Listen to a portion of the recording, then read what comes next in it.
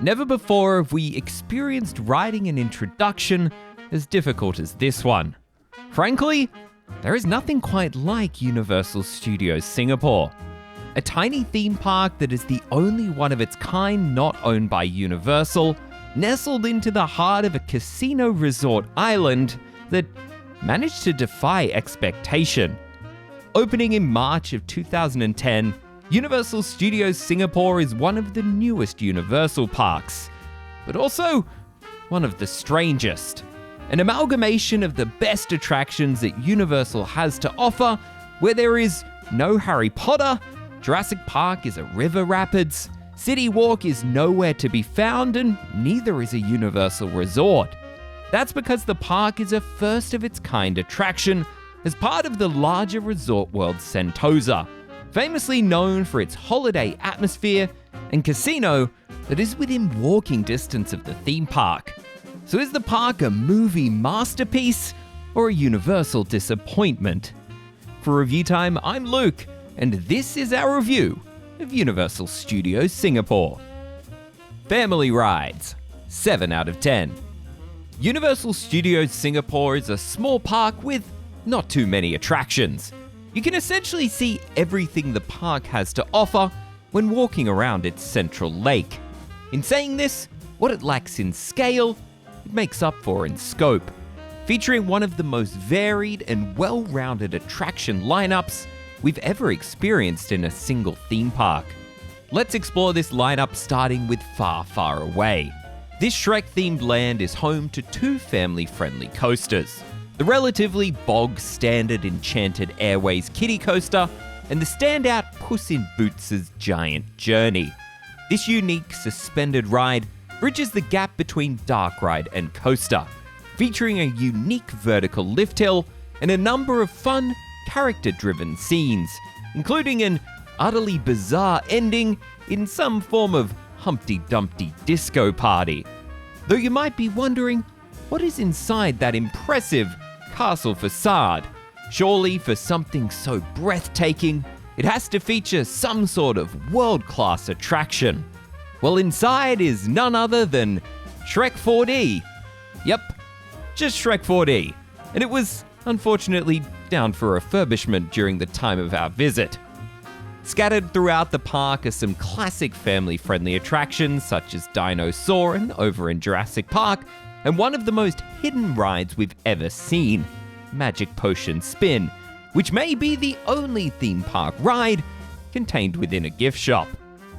On the other side of the park is an expertly themed land dedicated to the Mummy, which is not only home to an iconic thrill attraction, which we will talk about very soon, but also treasure hunters.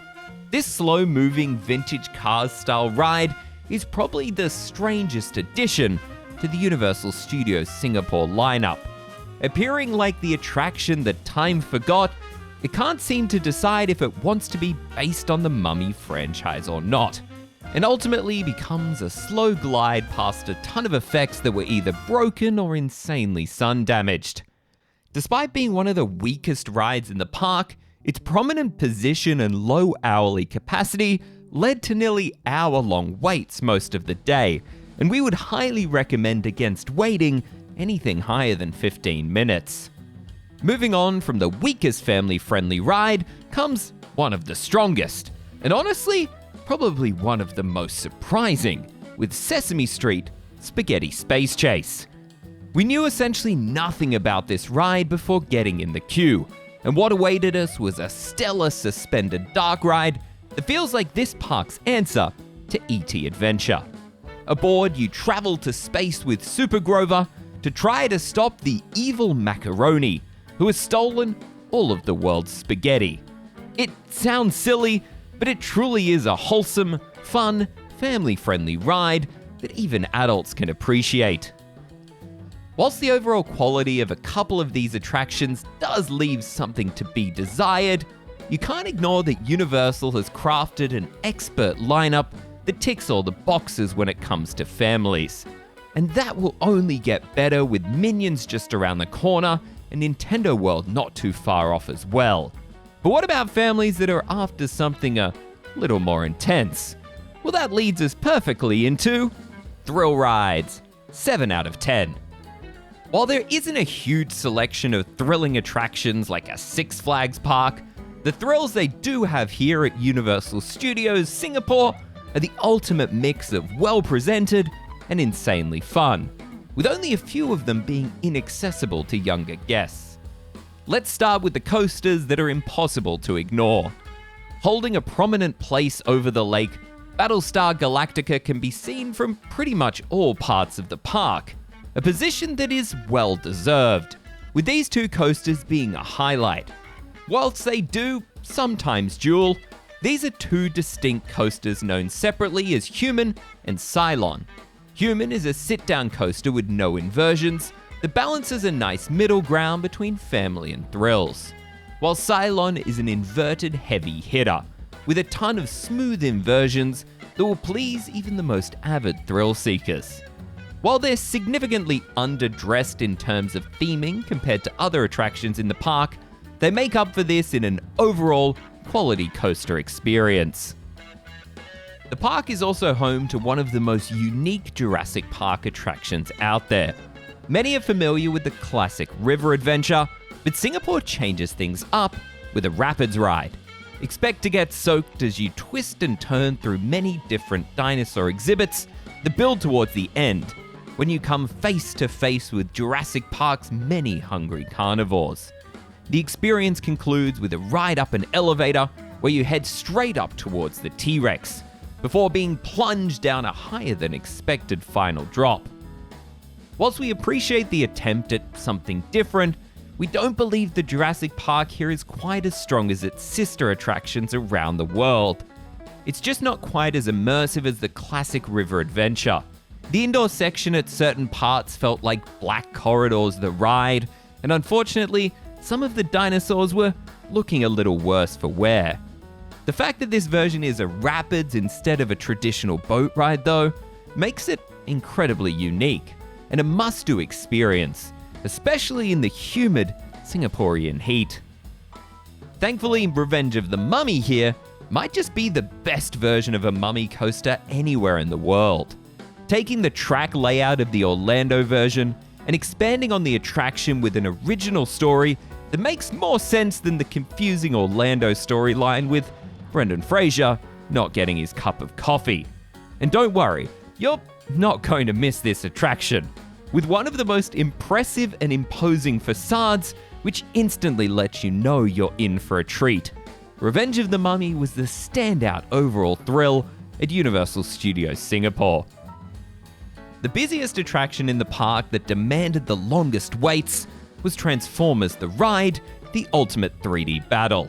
If you've ridden it elsewhere in the world, this ride won't be a surprise to you at all. It's identical to the other versions, even though this was the original installation of the ride. But if you haven't experienced this ride before, you're in for a great time as you join the Transformers on a battle to protect the Allspark from the Decepticons. And who knows, you may even become a freedom fighter. As mentioned before, Universal is also home to a number of attractions that bridge the gap between thrill and family rides, trying to appeal to the broadest possible demographics with the small available park space. Rides such as Canopy Flyer and Accelerator can be ridden by the younger ones in your family, yet still enjoyed by the thrill seekers. Experiences, 7 out of 10. Universal Studios Singapore has big shoes to fill when it comes to experiences, with the franchise being known for its unique range of experiential attractions. And thankfully, this park doesn't disappoint. On the simple side of things, scattered all around are a large variety of character meet and greet opportunities, a lot of which change up depending on the current season or celebration in the park. On the day we visited, we saw the Minions in their Halloween best, Blue from Jurassic World, and the Scorpion King. And yes, I do mean that Scorpion King. Our favorite experience and one of our top things in the entire park was lights, camera, action with Steven Spielberg. We have a soft spot for these types of attractions, with this being a more modern take on the classic Universal Studios practical effects showcase, such as Backdraft or Twist to Ride It Out. After a short pre-show from the man himself, you were taken into a boat shed in the middle of a Category 5 hurricane, which of course wreaks havoc, with all of the fun effects you'd expect. Windows fly away, signs crash through the roof, and a giant cargo ship barges its way onto the set. Unfortunately, this experience was looking a little worse for wear, with numerous effects either broken or in a reduced state. For example, we knew the cargo ship was coming, as one of the doors meant to hide it was stuck open. Still, the offering was extremely entertaining and a must-do if you visit. Elsewhere around were other attractions that towed the line between entertainment and experience, which is probably no better place for entertainment.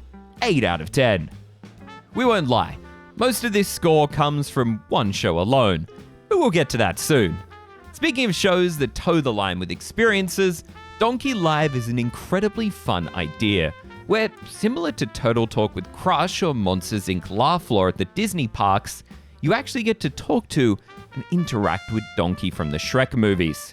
Whilst we appreciate the concept, our particular showing of this fell incredibly flat with our audience, and we kind of felt bad for Donkey performing to such a dead-in-energy crowd. Though talking to a friend of the channel who has visited Sentosa multiple times in the last decade, he mentioned that this wasn't often the case for Donkey Live, so it could have just been a bad showing. Just be aware that this show can be hit or miss due to the interactions. Now, onto Waterworld, which is easily one of the best theme park shows in the world. The scale and scope of this entertainment offering are second to none. It's impossible to watch this show and not experience awe at the incredible stunts, huge set pieces, and enough explosions and fireballs to singe your eyebrows off. Even before the show begins, you'll be having a blast as the performers roast and soak the crowds in the wet sections. And speaking of, if you sit in the wet sections, you will get wet. Waterworld is a highlight for Universal Studios Singapore and a must-do on every visit. There are a couple of other shows that only seem to be offered on weekends, but the park was busy enough to warrant more entertainment offerings on the Monday that we visited. Even with these crowds though, Waterworld was only shown once, which limited your planning options for the day if you wanted to see it, which you should. Operations, 7 out of 10. Overall, Universal Studios Singapore has better than expected operations. We've heard horror stories from this park, but for us, there were speedy ops and most coasters were running multiple trains. Apart from the start of the day when we rushed to rope drop Giant's Journey, only to find it closed, we also saw pretty much no downtime on any of the attractions. We were pleased to see when waiting in the queue that Battlestar Galactica was actually dueling. However, by the time we got on the ride, we realized that this was just a coincidence, as our ride was not even close to dueling. We understand that this is likely to decrease the wait time so that one side doesn't need to wait for the other, but it's a disappointment when so much of the ride has been designed around that unique element. We did have one issue where we were told by a staff member to not bother waiting for lights, camera, action, as the queue is semi-outside with no air conditioning, and instead go and explore the park and come back in around 20 minutes. A nice gesture, but 15 minutes later we returned only to find the queue capped for the showtime we were told to come back for. Also be aware that Express Pass adds a number of potential operational issues. First is the sheer amount of them that seem to be sold, often turning short-looking standby waits into excessive time standing around. They also seem to often overinflate wait times, which may be a stealthily way to try to push people towards Express Pass. At one point in the day, Spaghetti Space Chase was a posted 60-minute wait, and we waited less than 20 minutes for it. This seemed to be similar to most wait times across the board, but we have no evidence to back this up other than our own experience. So take this with a grain of salt. But you know what would help our operations here at ReviewTyme? Giving this video a like and subscribing to the channel. And if you want to further support what we do, be sure to check out our Patreon. Theming, 7 out of 10. Being a studio-styled theme park, we had rather low expectations. But to our surprise, the park is packed with large-scale facades full of detail and ones that draw you towards their respective attractions. The standouts are the mummy and its giant Egyptian tomb, and the enormous castle of Far, Far Away, which is almost too impressive of a theming structure to simply have Shrek 4D inside. They thankfully avoid the laziness of unthemed sound stages and instead create fully thematic areas in their lands. Similar to Universal Studios Japan, some of these areas are enclosed with a canopy, but the park has gone that extra step to make sure that each is thematically appropriate, or at the very least, non-obtrusive to the thematic experience. Our visit paired up with Halloween Horror Nights, which meant that several parts of the park were blocked off to guests, and certain Halloween elements were left around. Universal Singapore did a good job of covering up most of these so they weren't entirely obnoxious, but the worst offender was the Scare Zone sign, covering up the iconic Jurassic Park gates. Some parts of the park were looking rather dated, with faded and chipped paints and walls all throughout the park. Thankfully, areas like the Castle of Far, Far Away were under maintenance, so the park is clearly aware of this and is trying to fix some of the maintenance issues likely caused by the intense weather conditions experienced in Singapore. The small size of the park does mean that individual lands rarely become fully immersive, and instead you just feel like you're in a Universal Studios park surrounded by some high-rise hotels. Thankfully, Far, Far Away and Jurassic Park buck this trend by having walkways and areas that divert from the main circular path around the park. And Jurassic Park especially surrounds you with lush, tropical foliage. Merchandise, 8 out of 10. This is a Universal Studios park. We pretty much knew exactly what merchandise would be on offer here before we even stepped foot inside. They offer a ton of both character and branded merch, and thankfully a lot of this is exclusive and specifically branded to the park, featuring either the Universal Studios Singapore logo or iconic text. This merchandise included a good range of practical items as well, such as hats, glasses, water bottles, and more.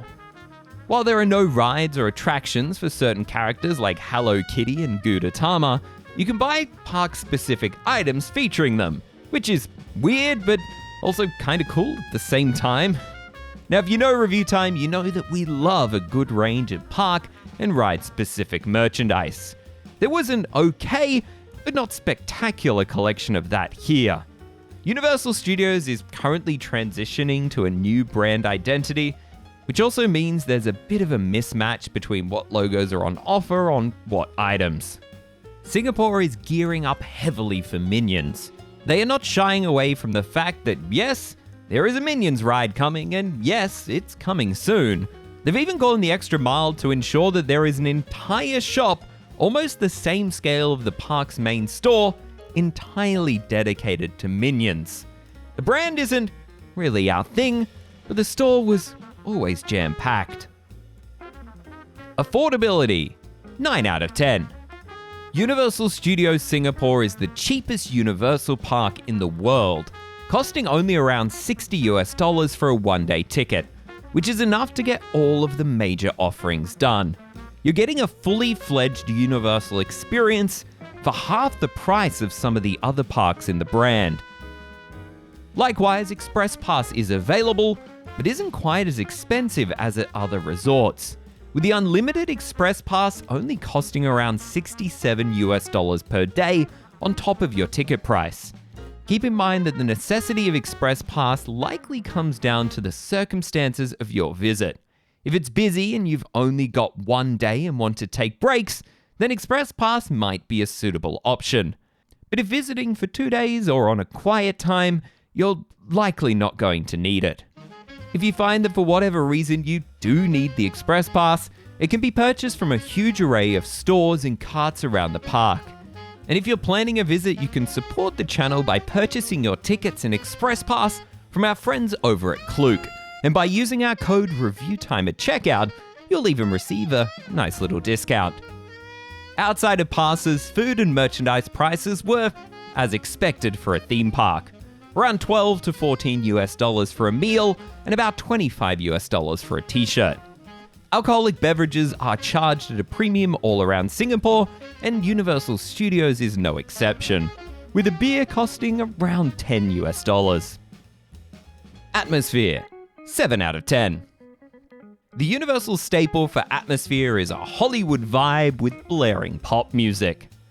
While some areas embrace this, others have far more thematically appropriate atmosphere and soundtracks, which is a welcome shift for the brand. In areas such as Jurassic Park, they embrace the tropical location with a ton of lush foliage and greenery. As mentioned before, we visited during the Halloween season, which meant even through the day, a lot of the Halloween Horror Nights props were still out and about. Halloween Horror Nights is an amazing event that we had a lot of fun at, and the park does seem to hide their stuff throughout the day better than others. Just be aware though, it's impossible to fully ignore. Being small isn't necessarily a bad thing, as it gives the park an all-encompassing feeling, with each major attraction being visible from almost every part of the park. There are some other great visual kinetics around, especially if you head to the waterfront areas, where giant theming elements entice you towards your next ride. When we visited on a random Monday, the park was unexpectedly heaving with crowds, which made it difficult to get through and decide what to do at times. Whilst we were able to get most things done, we did need to play it smart. These crowds ramped up as the day went on, so get to the park early and rope drop your must-do attractions. Services, 8 out of 10. Universal Studios Singapore is not owned by Universal, and whilst part of a resort, it's not a Universal resort, so the services and offerings may be a bit different from what you've experienced elsewhere around the world. That being said, there are still plenty of hotels, restaurants, and a casino to be experienced around the attraction. Inside the gates, the park is flat and small, around half the size of Islands of Adventure or 40% the size of Universal Studios Japan. This makes it easy to navigate, with all of the major attractions branching off a single circular walkway around the park. Lockers are required for a few attractions, but thankfully for the ones that needed them, Universal offered free lockers while you ride. With Minions under construction in one corner, the walkway between Far Far Away and the entrance is small and can get crowded with people at certain times throughout the day. Missing this corner also does make the park feel a little empty currently, with almost a quarter of the park's area being blocked off and under construction. They do offer an app with wait times, show times, and a map. Just be aware that it's almost a necessity. There are no paper maps or show times guides, meaning you need to download and use this app if you want these, which may be difficult for some tourists who don't have any roaming data on their phones. There's no doubt that Universal Studios Singapore populates a strange place in the Universal theme park lineup. On its own, it's a strong and competent theme park, but when placed under the Universal umbrella, it's difficult to deny that other resorts aren't doing things better, with more unique and varied attractions.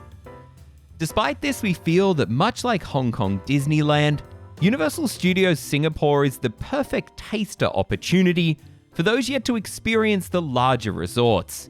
And considering its cheap price and positioning to many places in the world, you can't really go wrong with this park. Overall, we had a great time at Universal Studios Singapore, and we're interested to see how the park progresses in the future beyond the additions of Minions and Nintendo. But over to you. What are your thoughts on this park? Have you been there or do you want to go? Let us know. From the home of all things theme parks, I'm Luke for ReviewTyme. Thanks for watching.